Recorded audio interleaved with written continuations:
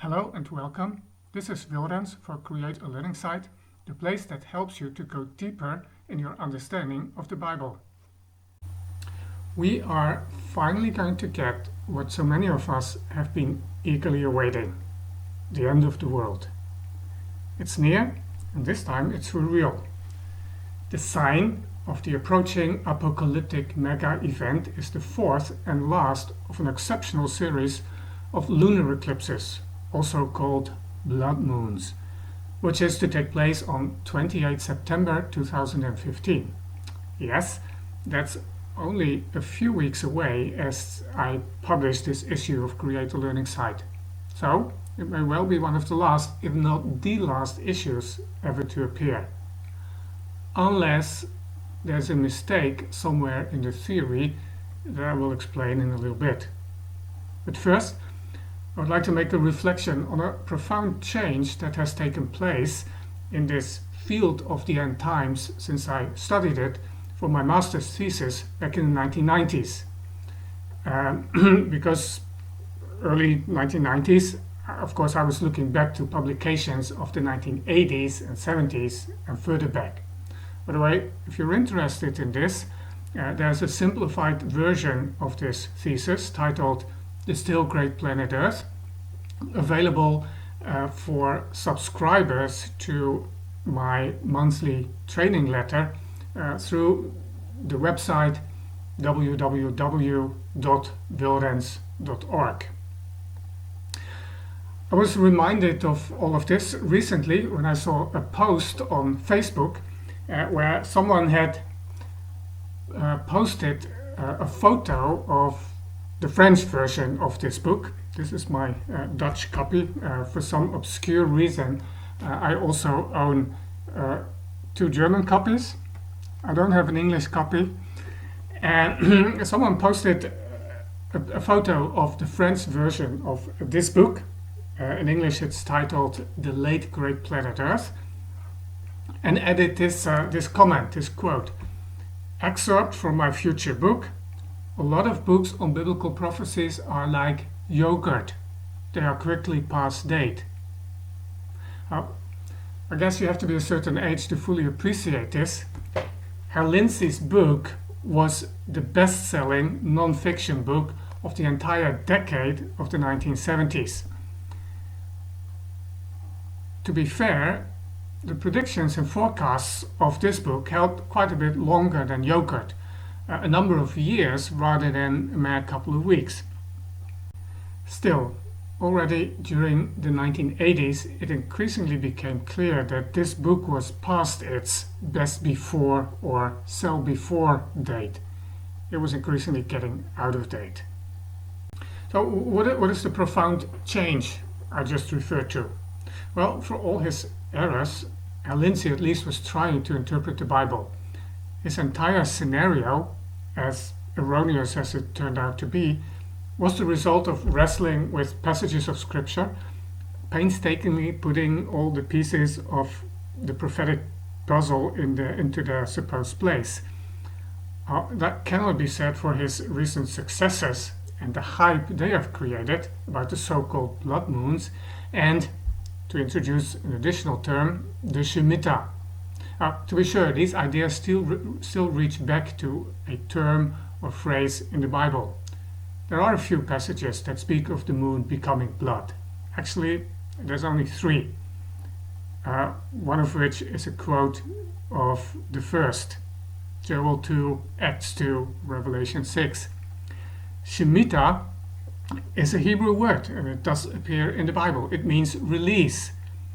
It's used in connection with the Sabbath year, the seventh year in which the fields were not to be cultivated, and all debts had to be forgiven or released. So the seventh year is the year of Shemitah, the year of release. That's where the word comes from. It appears in this sense in Deuteronomy chapter 15. Now, in case you're wondering what this has to do with the end of the world, you're asking a good question. We'll get to it, but the short answer is nothing. There is therefore still the appearance of being biblical, it's really only based on a word or a phrase that's taken from the Bible. The claims that are then built on it go far beyond the biblical text. So, what are we talking about? What exactly is a lunar eclipse or a blood moon? Well, a lunar eclipse occurs when the Earth stands exactly between the Sun and the Moon. Notice that this can only happen at full moon, when the Moon is on the opposite side of the Earth than the Sun. The Moon then disappears in the shadow cast by the Earth and loses much of its brightness. It doesn't completely disappear from sight. Depending on the exact time and circumstances, it may simply turn dark or take on a reddish color. And this is of course where the association with blood comes from, which has led some to coin the term blood moon for a lunar eclipse. The color can also be orangey rather than blood red, but hey, moon of orange doesn't sound very apocalyptic, does it? Now, a solar eclipse occurs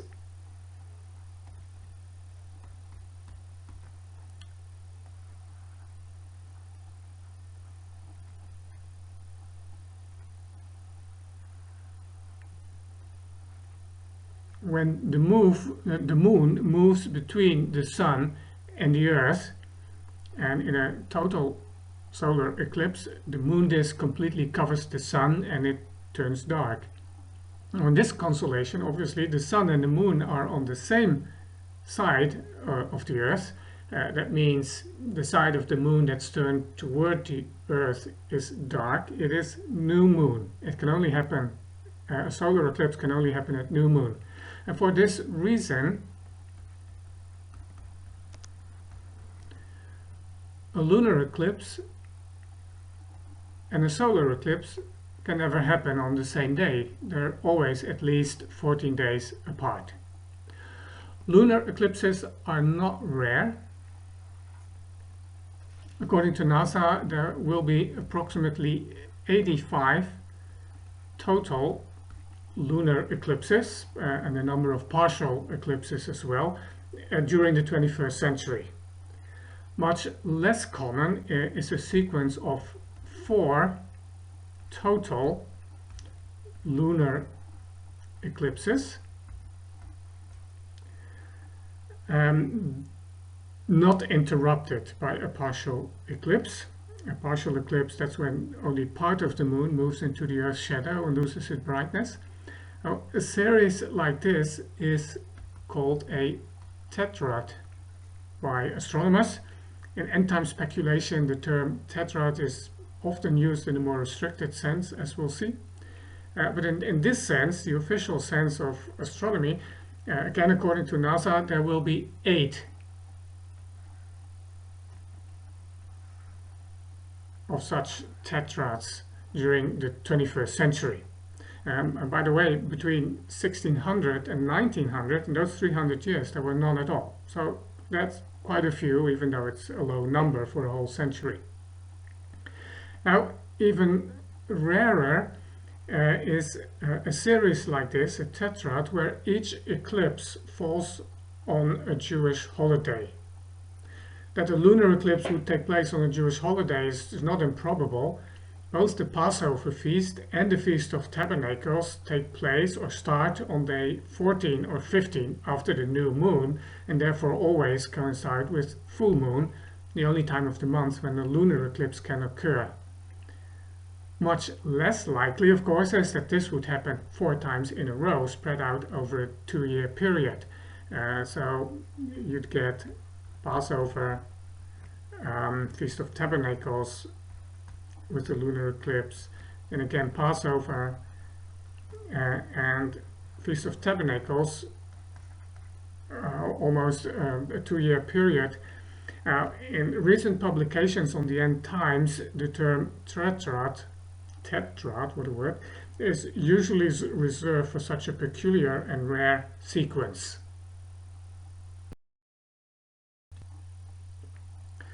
Now, a tetrad in this special sense, for total lunar eclipses in a row on Jewish holidays, has only happened 8 times since the beginning of the Christian era, so in over 2000 years. And that includes the present tetrad. This table lists the years in which there was such a tetrad. And I wonder, if you look at these dates, if you recognize some of these dates. Do any of these years stand out to you as particularly significant? Well, when Mark builds, whose name is often misspelled as Blitz, looked at these dates in 2007, he answered the question with a resounding yes. There is something special about at least a number of these years, 3 of them to be precise. He concluded they were associated with significant events in the history of the Jewish people. This date marks the date that the Jews were expelled from Spain, something that happened in 1492, actually that precedes the tetrad. And then this date coincides not quite with the declaration of independence by the State of Israel, but with its War of Independence. Although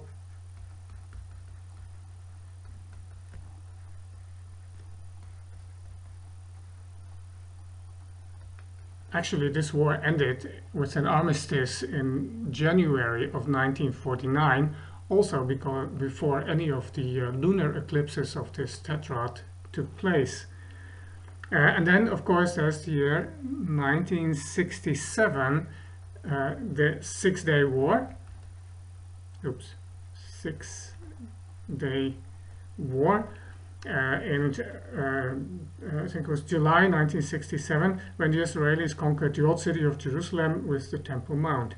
But notice that by that time, Passover 1967, only one of the lunar eclipses of the tetrad had taken place. So now we're in this one here. It will finish on that fateful date of 28 September 2015. That will be the 4th of the series. So the question is, what significant event related to Israel will be associated with this tetrad? Will it be the beginning of another major war in the Middle East? Will it mark the beginning of events leading up to the second coming of Christ? Well, whatever it will turn out to be, based on biblical prophecies of the moon turning to blood before the great day of the Lord, Mark Biltz has no doubt that this tetrad is a prophetic sign of great importance. I don't know about you, but I'm beginning to have some doubts about this idea. Considering the pattern displayed in these other 3 tetrads, shouldn't the significant event be clear by now, before the final eclipse of the series? And what is with these 4 tetrads here? What was their significance? Those that happened the first 1000 years after Christ. What about all the other lunar eclipses that happened throughout the centuries? Why do they not have prophetic significance? Where in the Bible is special significance ascribed to 4 lunar eclipses in a row on Jewish holidays?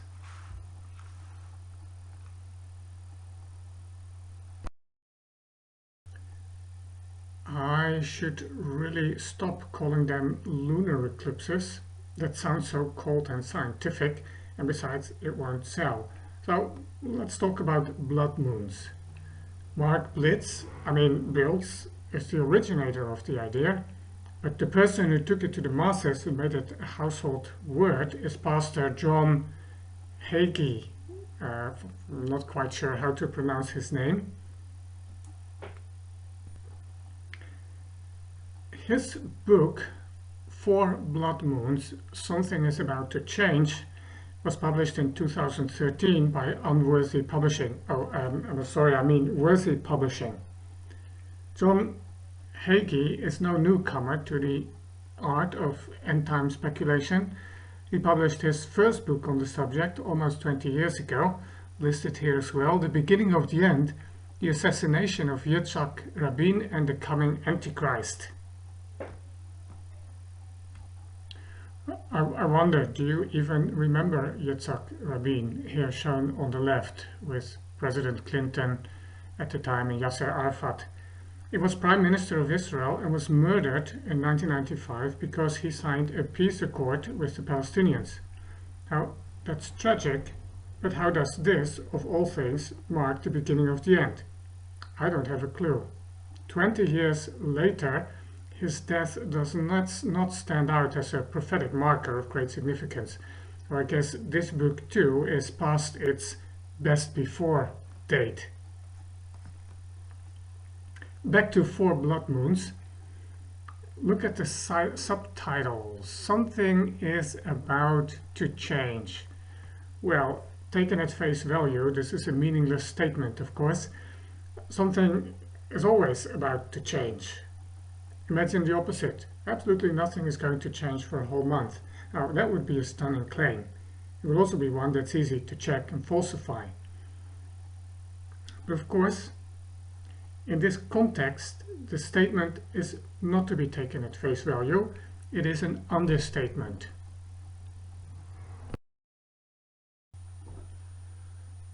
What it means is something really big and extraordinary is about to happen. Something that may well be related to the end of the world. Two quotes from the book. The final four blood moons are signaling that something big is coming, something that will change the world forever. Just as in biblical times, God is controlling the sun, the moon and the stars to send our generation a signal that something big is about to happen. In this context, Hagee also pays attention to the Shemitah year. I've already explained that this term refers to the Sabbath year, but of course it sounds more intriguing and mysterious if you can find a different, less known Hebrew word for it. It was a biblical command for Israel under the Mosaic covenant. But what does it have to do with the future? This letter is already this video is already going to be a bit longer than usual, so I'll have to keep it short, but here's the essence. It really goes back to Jonathan Cahn and his two books, The Harbinger, the ancient mystery that holds the secret of America's future, and The Mystery of the Shemitah, the 3,000-year-old mystery that holds the secret of America's future, the world's future, and your future. Cahn thinks that he has discovered a 7-year pattern coincided with the Sabbath year cycle of judgments and warnings and economic crisis in American history. He senses a strong prophetic urge that God is calling him to warn that America needs to repent and prepare for a great shaking, which may be economic collapse or war or something worse. So it's not really in the Bible, it's based on prophetic inspiration or on something else, especially if this fall does not bring a significant economic crisis to America. The present Sabbath year began on the 25th of September 2014 and will end on 13 September of this year. This means it more or less coincides with the end of the present tetrad, lending increased significance to both. So, what is in the Bible other than the word Shemitah? I've already pointed out the three passages that do indeed mention, well, not exactly blood moon, but the moon turning to blood. Joel 2, Acts 2, Revelation 6. This here is the original passage from Joel 2 that inspired the other two. Let me read it. I will show wonders in the heavens and on the earth, blood and fire and columns of smoke. The sun shall be turned to darkness and the moon to blood before the great and awesome day of the Lord comes. And it shall come to pass that everyone who calls on the name of the Lord shall be saved.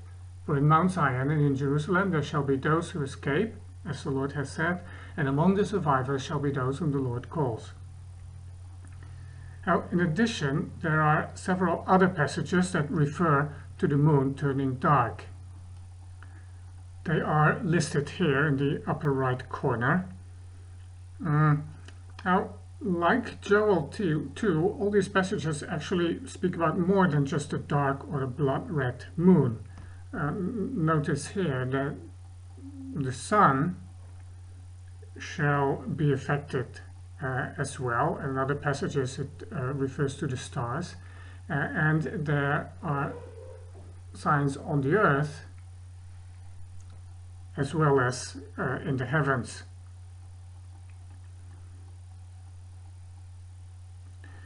Now, all these passages are indeed associated with momentous events. However, these are mostly the day of the Lord, and in three cases actually the context foretells a historical judgment now in the past. In Joel 2, it's a plague of locusts that comes as a judgment on Israel. In Isaiah 13, it's judgment on Babylon. And then in Ezekiel 32, the context is judgment on Egypt, also in the past. So they do not deal with events in the course of the history of the Jewish people, for the most part. Either the day of the Lord or something that happened within history. And so we have to ask, is this truly about lunar eclipses? But then it must also be about solar eclipses. And we have seen that these cannot possibly coincide, they cannot happen on the same day. Besides, does this not sound like more than a merely interesting but entirely predictable and utterly harmless natural phenomenon? It may well be that such eclipses inspired the prophetic imagination originally, but I doubt the prophet simply meant to predict more of the same. Seeing they happen so often, which solar eclipse, which lunar eclipse signals the end or is the sign specified in various texts? I think there's a better interpretation. Many interpreters, and I'm one of them, think that this kind of formulaic language is not intended to be taken literally. It is part of the apocalyptic way of speaking, part of the apocalyptic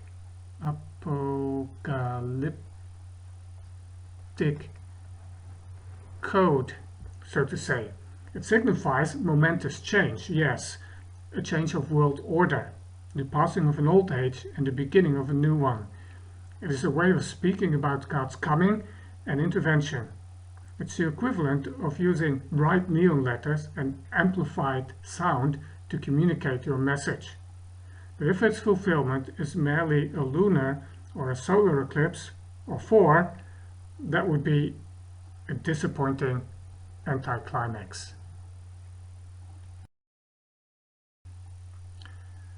The more I think about it, the more problems I begin to see in this blood moon theory. In closing, let me point out a few more. Now, there are no passages in the Bible that speak of 4 successive lunar eclipses, much less blood moons, or ascribe any special significance to this. How many of these blood moons did you see? The problem is, none of them are visible everywhere. Here's a fact of great irony. None of the first 3 lunar eclipses of the present tetrad were visible in Israel. and the last one will only be visible as a partial eclipse there. What kind of a sign is that? As we've seen, there have been 7 tetrads on Jewish holidays in the past 2000 years, not counting the present one, but only 3 of these are commented on in the literature, because the other 4 do not coincide with anything significant in Israel's history. Here we have those dates. As pointed out before, the remaining 3 largely or entirely happened after the event they supposedly marked and certainly didn't predict, because they came afterwards.